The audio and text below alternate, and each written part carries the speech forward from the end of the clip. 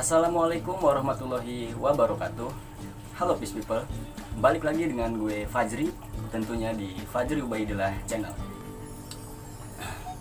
Oke teman-teman, di video kali ini gue akan membahas tentang konten ikan predator ya, beserta tips bagaimana cara menggabungkan ikan predator ya.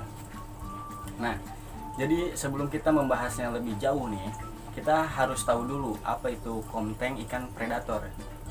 Jadi konten atau community tank menurut gue ya, itu adalah suatu aktivitas menggabungkan berbagai macam ikan predator ya ke dalam satu wadah atau akuarium. Nah, di dalam penggabungan ikan predator ini sebenarnya nggak bisa sembarangan asal gabung ya.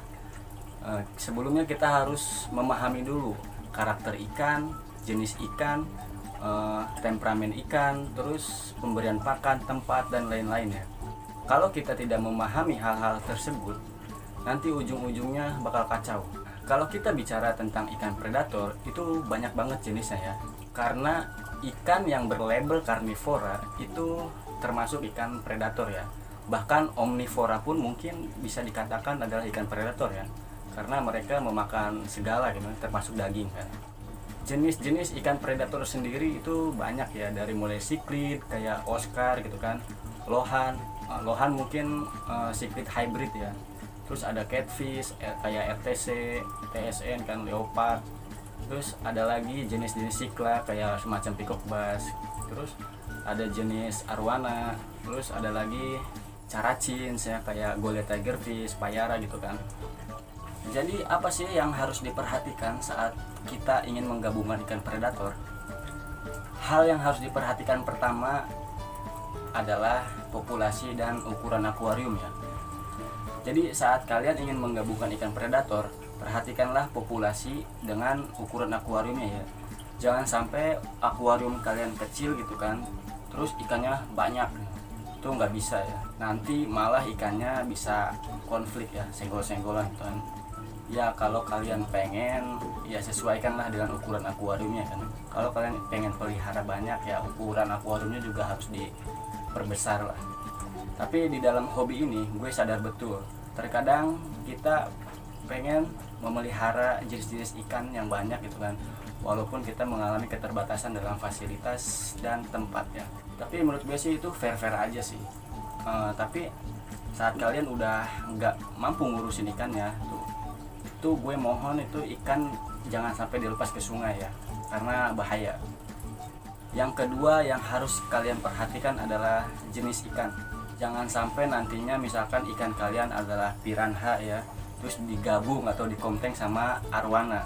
Itu namanya bukan komteng ya, itu namanya ngasih makan ikan piranha. Atau mungkin ikan kalian lohan digabung sama ikan cana, itu nggak bisa ya, karena lohan dan cana itu sifatnya soliter ya. Tapi ada juga sih ikan cana yang digabung dengan ikan yang lain yang berhasil. Tapi lihat dulu, ukuran akuariumnya pasti memadai dan lebih besar. Ikan predator itu ibarat preman ya. Kalau lapaknya banyak ya mereka bisa bagi-bagi kan. Kalau lapaknya sedikit ya mereka bisa baku hantam gitu kan. Yang ketiga yang harus kalian perhatikan dalam penggabungan ikan predator adalah size ikan ya, atau ukuran ikannya sendiri ya. Jangan sampai ikan kalian misalkan ukurannya 60 cm digabung dengan ikan jenis lain yang ukurannya jauh lebih kecil, misalkan 30 cm. Nah, nanti ikan yang lebih kecil ini bisa dimakan sama ikan yang lebih besar ini. Bukannya menjadi tengmet kan, malah menjadi santapan makanan ikan-ikan yang besar. Itu size ikan itu memang sangat penting dalam penggabungan ikan predator ini ya. Harap diperhatikan ya hal satu ini. Yang keempat adalah warna ikan. Kenapa warna ikan? Karena biasanya warna ikan yang lebih cenderung ke warna silver itu cenderung lebih kena buli ya, bahkan bisa dimakan. Karena di alam liar sendiri, ikan yang berwarna silver itu sudah identik dengan makanan mereka ya, atau mangsa. Nah ini juga penting banget untuk kalian perhatikan ya. Warna ikan itu memang, terutama warna silver itu sudah identik dengan mangsa mereka. Jadi ya harap diperhatikan lah. Yang terakhir, jika kalian sudah berhasil nih menggabungkan beberapa ekor ikan predator, kalian harus perhatikan pemberian pakannya ya, atau makanannya. Tapi sebenarnya sih nggak ada kewajiban memberikan pakan hidup secara terus-menerus kepada ikan-ikan kalian ya, walaupun ikan kalian juga ikan predator kan. Karena sebagian orang agak gimana gitu ya lihatnya. Tapi itulah letak keseruan di dalam hobi ini kan, bisa melihat ikan-ikan berburu makanannya kan. Ya bukan psikopat sih, tapi lebih kesenang aja gitu kan, bisa lihat ikan predator berburu secara langsung. Dan untuk pemberian pakan juga harus disesuaikan dengan banyaknya ikan-ikan yang kalian punya ya. Jangan sampai ikannya banyak terus kalian kasih pakannya sedikit gitu kan. Nanti yang satu makan, yang satu enggak. Nanti malah akan terjadi rebutan makanan di sana ya.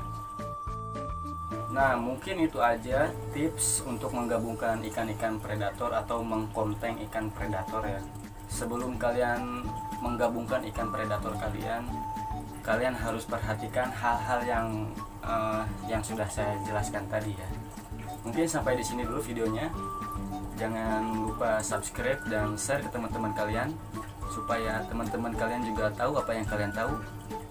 Semoga videonya bermanfaat. Sampai jumpa.